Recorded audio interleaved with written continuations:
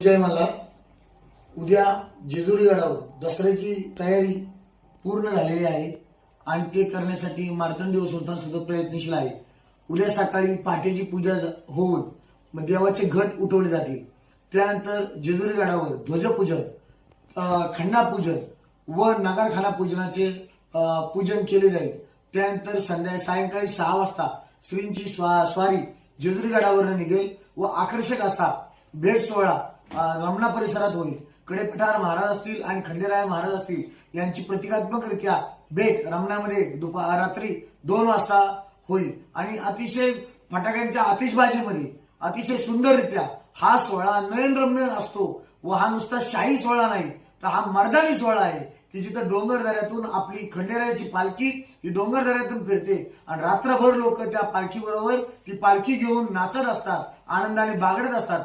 अतिशय सुंदर असा नयनरम्य सोहळा मी भाविकांना विनंती करतो की त्यांनी हा सोहळा नक्कीच पाहावा। आणि या सोहळ्याचं वैशिष्ट्य म्हणजे आकर्षक फटाक्याची आतिषबाजी तर आहेच, पण संपूर्ण गड असेल, खंडोबा गड असेल, कडेपठार गड असेल, संपूर्णपणे फुलांची सजावट यावेळेस मार्तंड संस्थानतर्फे करण्यात आली आहे।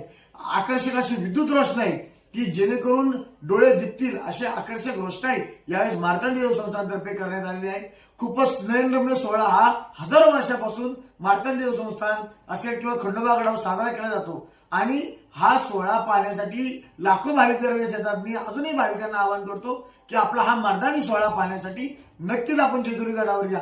या सोहळ्याच्या दुसऱ्या दिवशी परवा खंडा तोलणे आणि खंडा कसरत अशा स्पर्धा असतात। जो 42 किलोचा मानाचे खंडोबाची तलवार आहे त्या तलवारीचं मुलं स्पर्धा म्हणून भाग घेतात आणि जवळजवळ 25 मिनिटं असेल, 30 मिनिटं असेल खंडा तोलून जातात की जो 42 किलोचा खंडा असा आहे। विविध कसरती करतात आणि आपले अंगभूत गुण यावेळेस दाखवतात। यावेळेस तलवार स्पर्धेलाही